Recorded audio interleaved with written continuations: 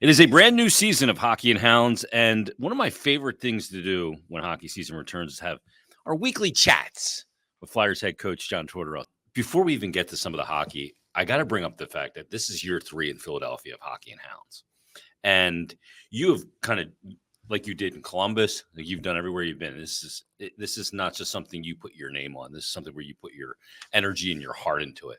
And over 70 dogs have now been adopted in this area, and I knew that would get the smile. Yeah. It's sometimes hard to get you to smile. We haven't played a regular season game yet, but 70 dogs accomplished here in Philadelphia. We're going to smash everything this year. Yeah. I know we're going to do that, but reflect on the 70 dogs that you've helped. Yeah, and as I always say, when I have the position that I have, I guess as a coach of a team, but a bit of a public position, the greatest thing about it, it gives you a platform to help out in this type of stuff here. And some of the things that coaching brings to you, you want to win, as we talked about, you want to win, you want to get to playoffs, all that stuff. Some of the other things it brings to you is just unbelievable. And, my wife and I, as you very well know, and we all are in this room, are passionate about this, about animal welfare and trying to help out. So I consider it such a blessing to be able to do this and to hear those stats, to get these dogs their home and get on with it and have some fun. I'm proud of it and also honored to be part of it. The crazy thing is sometimes you see these dogs in the condition they come in with, and then you see the condition when they do get adopted, and they're able to give what a dog gives, and that's the unconditional love. And then you see it in the dog. It's it just couldn't get any more rewarding. Yeah, and that's what puts them into a jam sometimes, because they're unconditional as far as how they are with people, and so I say we screw things up. Yeah, people screw it up with animals, and so I'm all in. I'm all in. My wife, my family, all of us here. The time we're putting to it is just to try to help and try to find these guys and girls forever homes. And I'm looking forward to the challenge of another season and finding dogs that maybe are difficult to place. We'll find a place. We will find the right place for these dogs. So we're going to be relentless in that once again. And we're going to talk about our dog this week coming up in just a couple of minutes. We sat here, you and I, over 2 years ago now, which is pretty crazy. When I first met you and we sat down for a conversation, and you said, if I don't get that room right, nothing else is going to matter. And you've put 2 years into this room, and there's been a lot of guys that put a lot of concentration on getting that room right. Players, coaches, just the atmosphere around here. Is it where you want it? Yeah, it is. It's pretty close.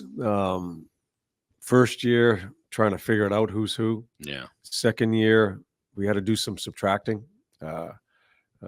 As I always make sure I say, we subtracted some good people. They just didn't fit in our room as far as where we are as an organization, as far as a team is concerned. And now it's time to, as I said to the team at the beginning of this year's camp, we have we got a lot of things to do to be as competitive as we can be on the ice, winning and losing. We have a lot of things to work on, but I'll put the room up against any other room in this National Hockey League as I've seen it grow. So that's a strong room. I watch it with Mishkov, with Luchenko, and the way they welcome them. Yeah, just what they do, just how they handle when Mish came in here. People texting him, just checking in on him. I think we can step out of the. I always said the coaches don't need to be in there all the time. First, I did, but I think we can step out of there, and they can handle a lot of things. In fact, they basically push us out of there and let us know we can handle this type of situation. So it's come a long way. We got to keep on trying to get better and just make sure we concentrate that our standard and how we act as pros stays on top of it. And the next tests for the room are, when things get really tight and you get into a playoff and those kind of things, because that's when a room can be put to the test. Yeah. When a team is put to the test, that's when a room can.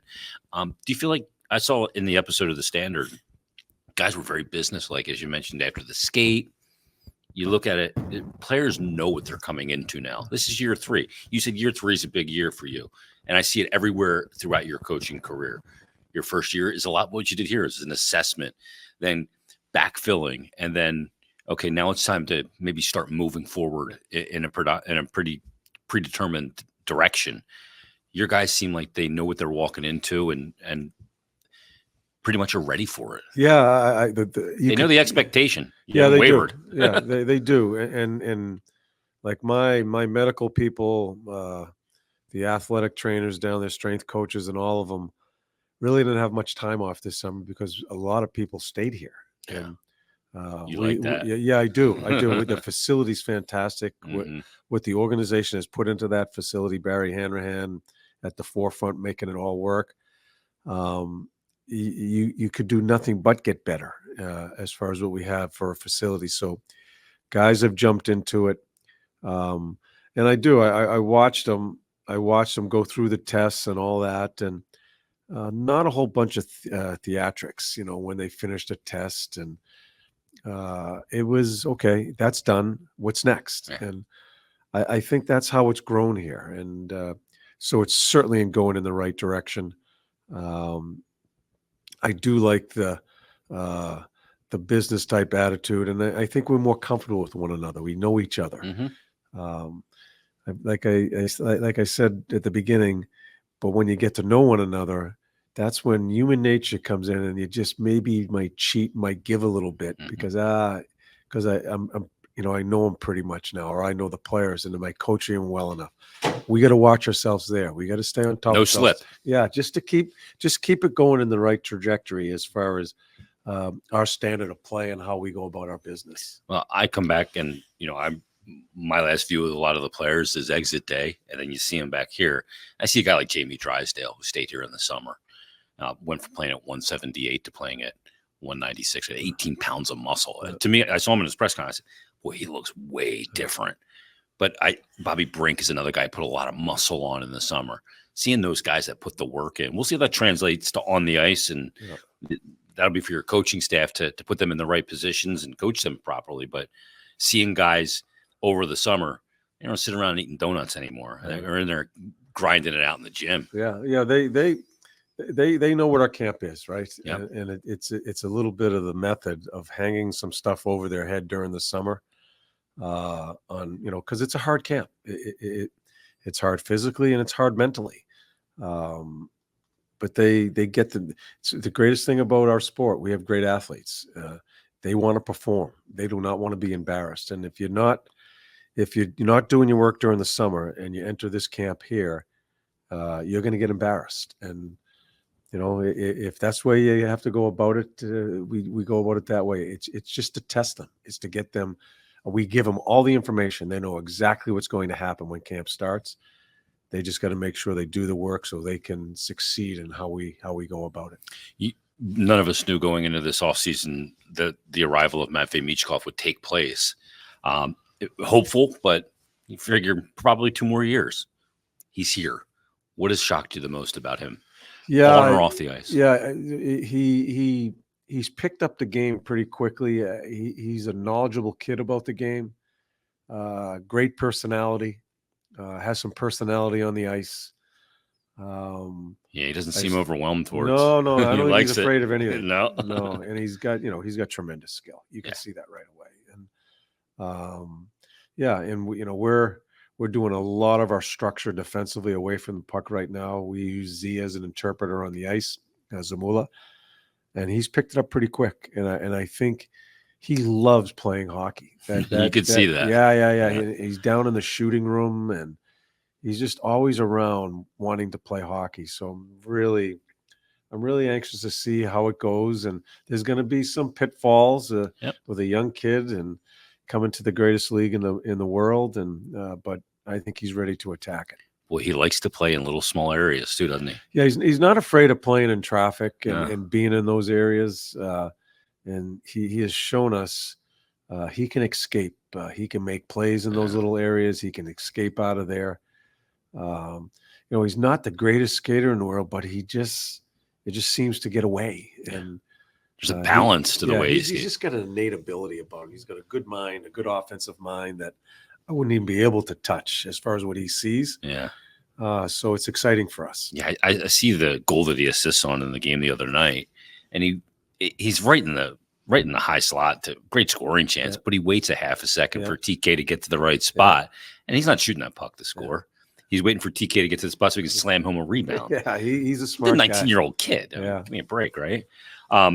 Another guy that's really been impressive, and we know that Jetlachenko, 13th overall pick, the skating is probably what's led him his entire life as a player. But there's a lot of nuance to his game, too. It's not just this kid that can skate and he's going to have to rely on that getting in the NHL. You won't survive in the NHL with just that. No. You got to have a good stick. You got to be detailed in your play.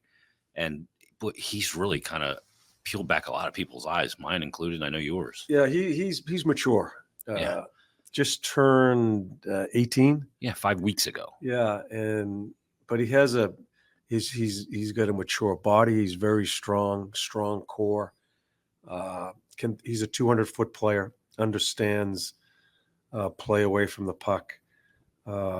Very balanced, very straight ahead with his mannerisms. All business. Doesn't get too high, doesn't get too low. He's just got a maturity about him. So that's what you have to take a look and say, hey man, he could help right now. And we're having those conversations. You got to be really careful with an 18-year-old, what's best for him and his growth. But he has a special maturity about him that has caught our eye and has had a very good camp. Well, I've just like his willingness in the D zone to play below the bottom of the circle too, where they go behind the net to help his D. He's a smart guy. Yeah, he's a smart guy. A lot of nuance to that game for such a young man. You know, one of the forgotten elements last year towards when you guys didn't make the playoffs and we looked at that 9 of 11 down the stretch, you said, well, Walker got traded or Seals got hurt and we were thin on the blue line. One thing that never got mentioned was Rasmus Ristolainen wasn't available to you either. And I think we're seeing this camp. That's one hell of a hole that is created when he wasn't available. Yeah, and he's had a really good camp. He has. Yeah, I think he's got a bit of chip on his shoulder. Him and I have gone at it quite a bit here along the way, first couple of years, and I think he's pissed off. What I need from him, and he was our most improved player my first year because he was awful when I first started with him here. But he was a really good player by the end of that first year. Shawsey got some guardrails on him. Yeah. Shawsey's such a good coach, and I think Risto started understanding us a little bit better, and we got to keep him healthy. Yep. He just misses too many games, and prior to last year in the military, had to do his military service, didn't train the proper way, really couldn't because of that. I think set him back a little bit, gets banged up, doesn't play much. Really important right-handed D. A little nasty for you, too. Yeah, and he's not going to fight, but he can bang. He's in the way. He's probably had one of the best camps out of anybody since we started our camp this year. He's a guy that is consequential when he's on the ice. You better know he's on the ice if you're playing against him. You talk about coaching the mind all the time. But I found something very interesting in my conversation with Sam Harrison. That I asked him, we go in the offseason, what do you want to work on? Double seal, your post integration, any of this stuff. He said, no, I wanted to work on this. I wanted to work on my mind. He said, I think I could have been better last year mentally. So what did he do over the summer? He had the awareness and self accountability, which is something you want to create. You want them to hold themselves. You don't want to have to hold them accountable all the time. But he knew that if I'm going to take this next step in this league, I got to be better. I got to react to bad performances or losses better because I can't let one turn into two. I know you love his mental game. He's got a big challenge in front of him now. Wanting to be the man is one thing. Yeah. Being the man is a different thing. You've played the position, starter and backup. It's a whole different mentality. I've been very honest about our goaltending situation. I'm nervous about it because not because of Sam, not because of the person, just the situation. We didn't expect this to be on Sam's plate this early, and I trust him in his preparation. Mhm. I think he's pretty strong mentally already, and some of the things he's gone through and is going to have to go through. I think he's going to be able to handle. But you just never know until you get down that road. Yeah. In that position, one of the most unique positions in all professional sport. I'm really anxious to see how he handles some of the situations, because it's kind of put on him a little bit earlier than we thought it would be, with the Carter situation and him not being here. And so, but I trust that he's going to be prepared to attack it. Yeah. And maybe the message to him is, maybe you're here earlier than you thought, but damn it, you're here. Yeah. Some guys don't even get here. Yeah. Oh, he's looking forward to it. He's excited. Yeah. He's and I really like how he handles himself. I've said that so many times. I do. I think he's got a nice swagger about him. Yeah. And he doesn't cross the line, and a very important position. Confident, not cocky. Yeah. You can't cross that line. No.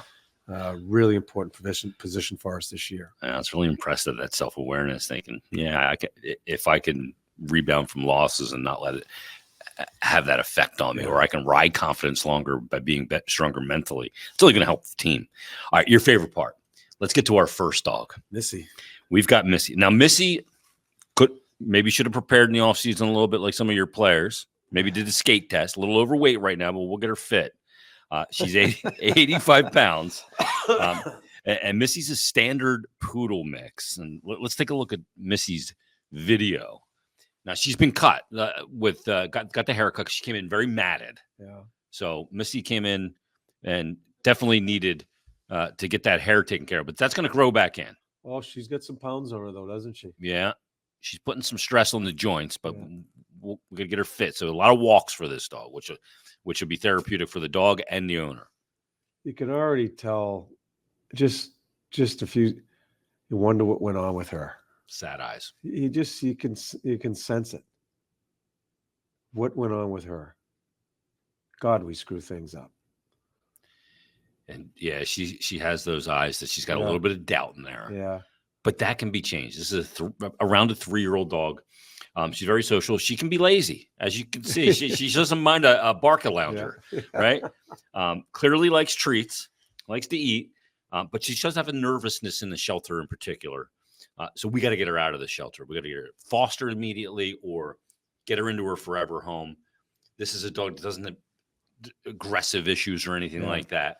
This dog should fit with a lot of families. Yeah, and we talked about it last year when you go visit the shelters with the animals. It doesn't give you a really fair look at what they're like because of just the shelter craziness sometimes. So that foster and people and they get great hearts that foster dogs, to let them be who they are, gives them a chance to let them be who they are, I think it's really important. So I hope you can tell. I mean, look at you can tell something really was going wrong with her, who was taking care of her, and God, it breaks my heart.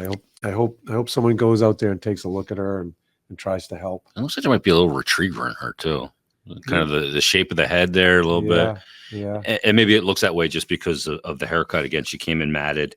That hair's going to grow back, and we can't wait to see her with that full coat once again, that poodle curly coat.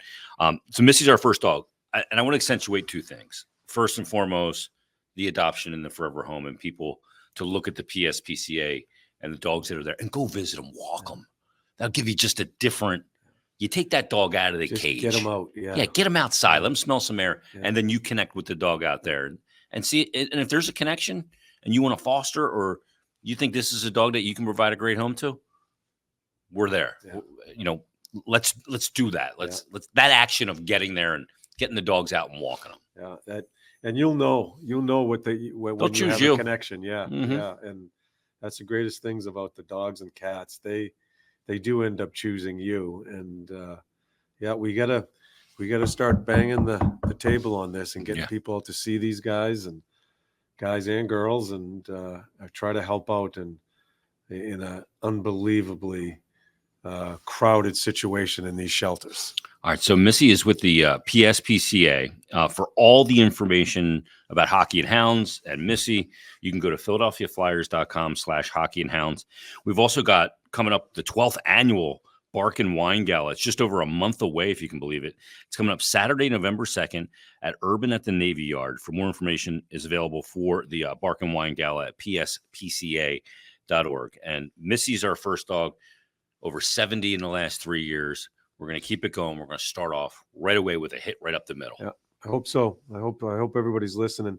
And she's only 3 years old. She's a lot of life in front of her. Yeah, she's a pup. So get out there. Absolutely. And maybe Missy isn't the one, but you'll find one if you spend some time out there. Yeah, we're going to find Missy a home as quickly as we can and get her into her forever home as well.